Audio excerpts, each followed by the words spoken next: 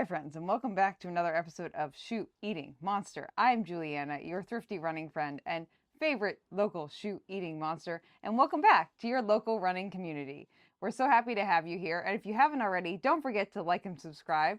That way you can make sure that you don't miss out on any of our little group runs that we do together, like we're doing right now, which is very fun. Today, I'm really excited because we have two exciting things happening today.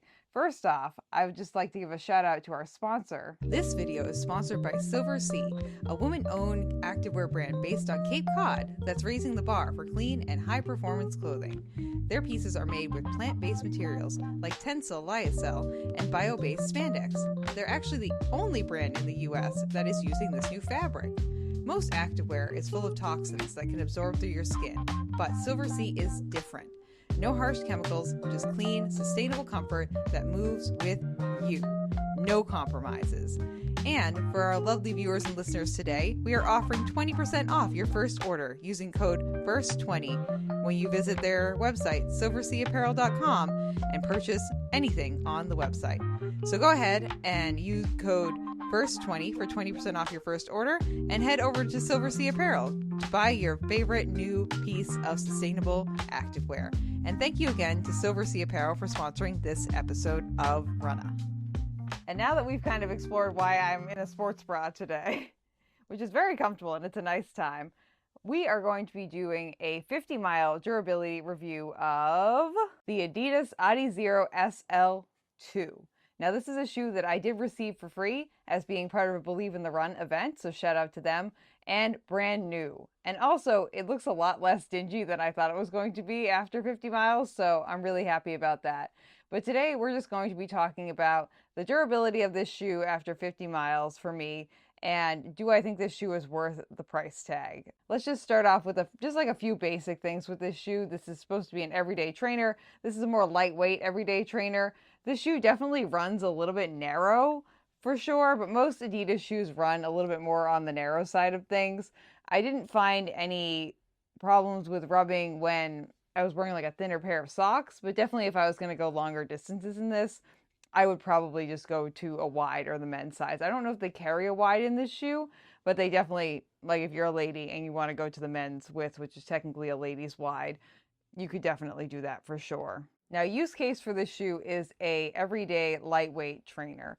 And I would say it does that very well. It's lightweight, it's bouncy. The foam, I feel like, is pretty durable and resilient and is a lot of fun to run in. I did some pickup miles in this and I felt like it was good. So from a foam standpoint, I feel like that part of it is decently durable.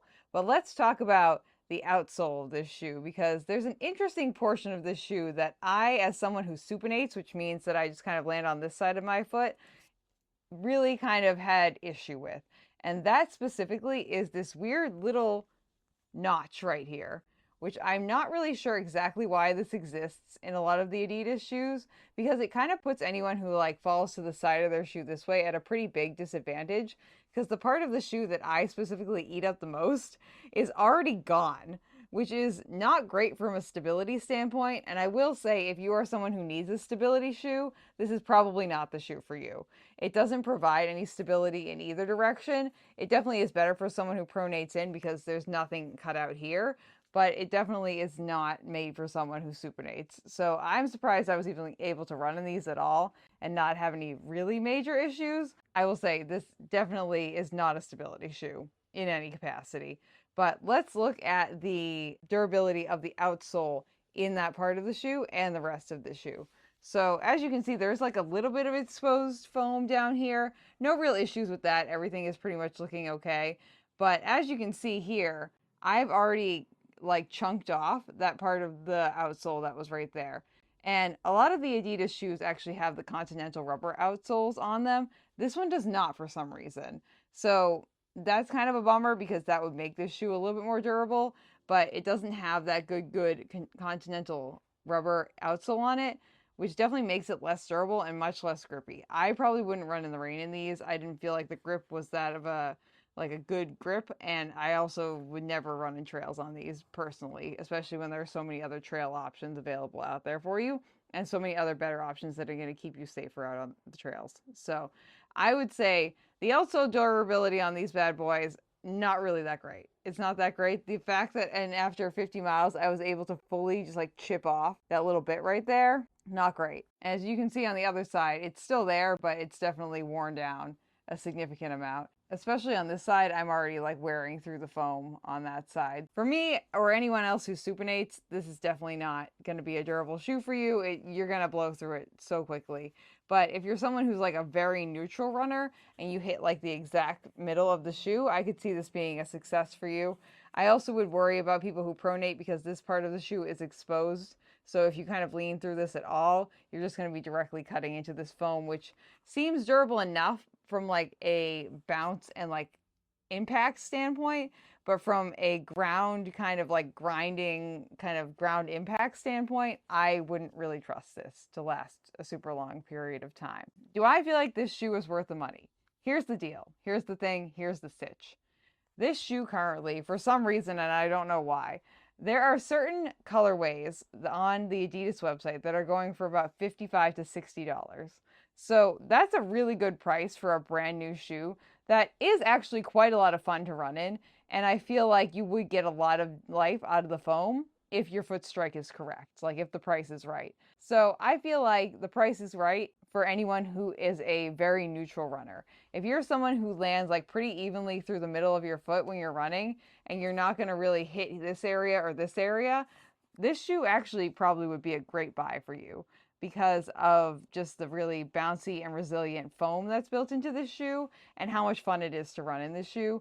And to pay like $55 or something like this that you could easily take for tempo days and also as an everyday trainer, I would totally say that if you're a very neutral runner, this definitely could be a great shoe for you. If you are someone who supinates, absolutely not.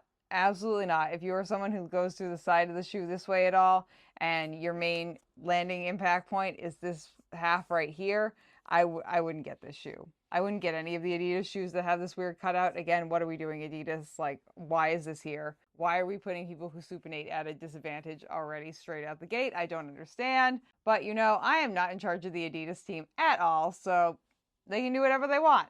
It's fine. But I would say if you're someone who supinates, don't bother with this shoe. Go find something else that will at least give you full coverage all the way through the side, so that way you're not already at a disadvantage. If you're someone who pronates through this section of the shoe, I would say maybe skip it. If you're someone who's looking for a super durable, like really like tacky outsole, this is not going to be the shoe for you. But if you're someone who's like a very neutral runner and you want like a good shoe that's got like a bouncy foam in it for like $55, I'd say go for it, you know? Go for it. I don't have anything against this shoe except for the fact, again, why are we doing this cutout? Just like why are we doing this cutout? That has been my 50-mile durability review of the Adidas Adizero SL2.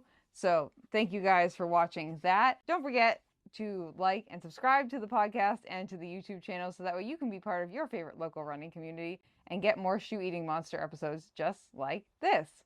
And I will see you guys next time on the next episode of Shoe Eating Monster. Thank you for listening to this episode of Runna. This podcast is edited, hosted, and produced by me, Juliana Coughlin. Brought to you in part by the Falmouth Running Club and the Falmouth Community TV station. If you'd like to connect with us, you can find us on Instagram and on TikTok at runnapod, and you can send us an email at runnapod@gmail.com. And our original theme music was brought to you by the one and the only wonderful Jeffrey Hutton. And keep up the great work. I'm proud of you.